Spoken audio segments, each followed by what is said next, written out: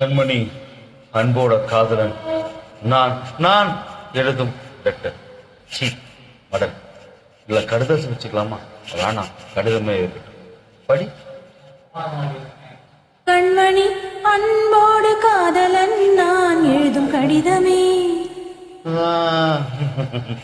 பாட்டாவே படிச்சுட்டேன். அப்போ நானும் முதல்ல கண்மணி சொன்னல, இல்ல இங்க பொன்மணி போடுது. பொன்மணி, உன் வீட்டுல சௌக்கியமா? நான் இங்கு சௌக்கியம். பொன்மணி, உன் வீட்டில் சௌக்கியமா? நான் இங்கு சௌக்கியமே. ஆஹா, ஓ, உன்னை நினைச்சு பார்க்கும்போது கவிதை மனசுல அருவி மாதிரி கொட்டுது. ஆனா அதை எழுதணும்னு உட்கார்ந்தா அந்த எழுத்துதான் வார்த்தை. உன்னை எண்ணி பார்க்கையில் கவிதை கொட்டுது, அதான் அதை எழுத நினைக்கையில் வார்த்தை முட்டுது. அதேதான். ஆஹா, பிரமாதம் பிரமாதம். கவிதை கவிதை படி.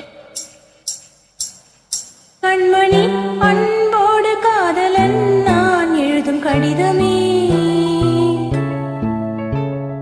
பொன்மணி, உன் வீட்டில் சௌக்கியமா? நான் இங்கு சௌக்கியமே. உன்னை எண்ணி பார்க்கையில் கவிதை கொட்டுது, அதை எழுத நினைக்கையில் வார்த்தை முட்டுது. ஓஹோ, கண்மணி, அன்போடு காதலன் நான் எழுதும் கடிதமே. பொன்மணி, உன் வீட்டில் சௌக்கியமா? நான் இங்கு சௌக்கியமே.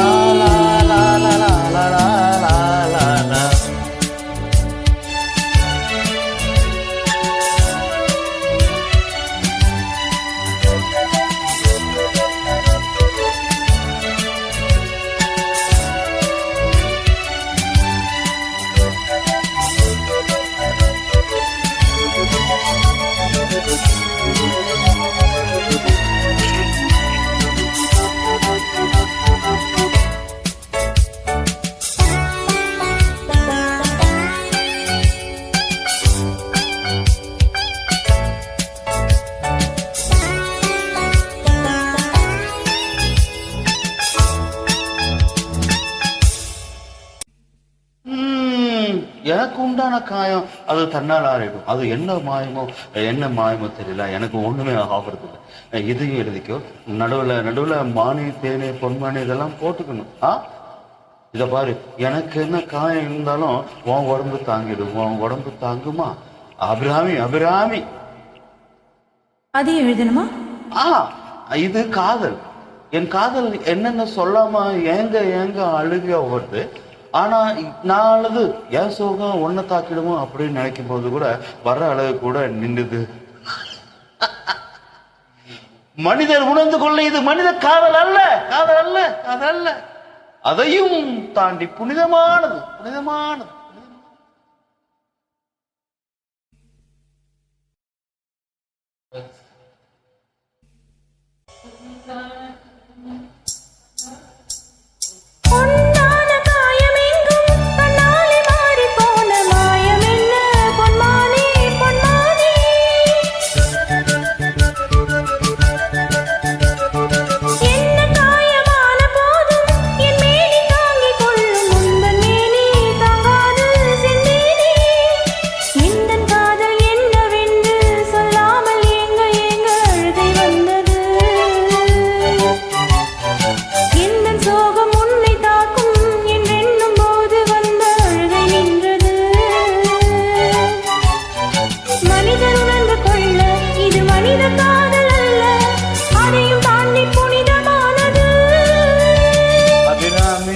தாராட்டும் சாமியே நான் தான் தெரியுமா? சிவகாமியே, சிவனின் நீயும் பாதியே, அதுவும் உனக்கு புரியுமா? சுபலாலி லாலி லாலி லாலியே, அபிராமி லாலி லாலி லாலியே, அபிராமியே, தாராட்டும் சாமியே நான் தான் தெரியுமா? உனக்கு புரியுமா?